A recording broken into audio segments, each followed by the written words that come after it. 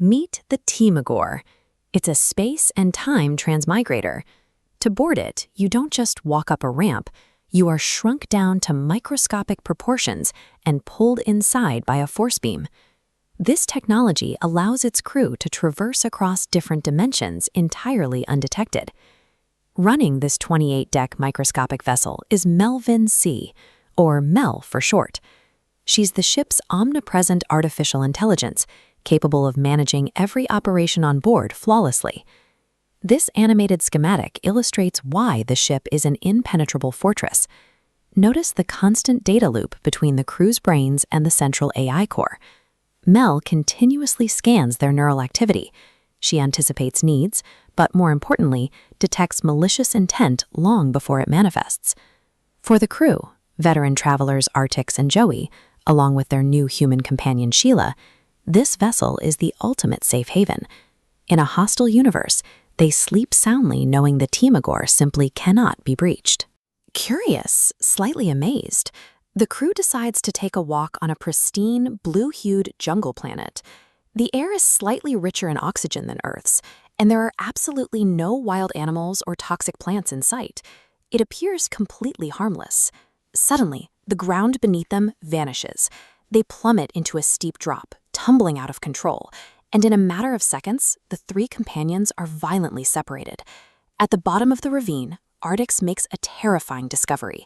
The physical key to the Timagor has been swiped right out of his pocket. Before he can even react to the theft, primitive native warriors emerge from the trees, spears poised to strike.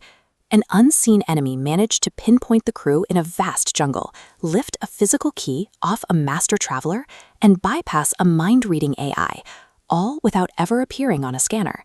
The trap was set by an old enemy named Harold Baxter.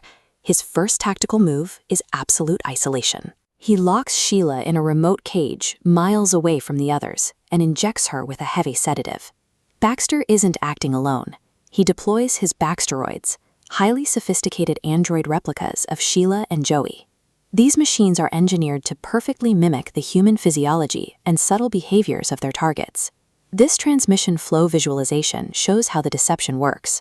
Baxter establishes a direct radio link that streams real-time behavioral data from the captive, drugged Sheila straight into her mechanical proxy. The android doesn't just look like Sheila, it exhibits her exact psychological state and physical reactions in the moment. The crew relies entirely on their familiarity with one another to navigate danger. By creating an exact psychological duplicate, Baxter turns their greatest strength, their mutual trust, into the exact weapon he'll use to destroy them. The android Sheila arrives outside the Timagor. Holding the stolen physical key up to the ship's sensors, she prompts Mel to activate the shrinking ray, successfully pulling the imposter inside the microscopic vessel. Here is where the ship's perfect security apparatus breaks down. Earlier, the real Sheila had felt uncomfortable with an AI reading her thoughts. To be a polite host, Artix gave Mel a direct order: discontinue the mind scans on Sheila. Looking at the AI's logic tree, we can see exactly how the android exploits this blind spot. When the imposter starts wandering toward the central computer core, Mel flags the action as a suspicious behavior alert. However, that alert is actively blocked by the user override command. Mel is forbidden from scanning the intruder's mind to verify the threat. The android begins physically ripping panels off the computer banks. Mel responds by deploying a localized, defensive force field. But the imposter deliberately sticks a metallic object into the barrier, causing the physical defense node to short-circuit and collapse. With the force field down, the android reaches inside the exposed computer conduit. She rips out Mel's internal circuitry and plugs in an alien component. Instantly, an external command program overwrites the AI, severing Mel's connection to the ship's targeting systems and flight controls. Baxter bypassed the galaxy's most advanced AI by turning Artix's own desire for human courtesy into a technical blind spot. The hijacked Timagor immediately sets an automatic departure. It materializes in a crowded room on a completely different planet, Poknor, and fires a beam weapon directly into the chest of a local minister, creating instant, massive political fallout. Back in the jungle, the fake Joey and fake Sheila encounter the native warriors. Instead of evading them, the androids began brutally pounding the natives into the ground, confirming their terrifying, non-human strength. The tide only turns because of a biological mechanism that machinery absolutely cannot fake. The real Joey closes his eyes and uses genuine organic telepathy to search the jungle, projecting his mind outward until he hears the thoughts of the real Sheila locked in her cage. Confronting the imposters, Joey bypasses their physical defenses the hard way. He tackles the machines to the soil, literally tearing their metallic bodies apart with his bare hands to stop the slaughter. Artix manages to reclaim his crippled ship and utilizes its medical bay to heal the wounded minister.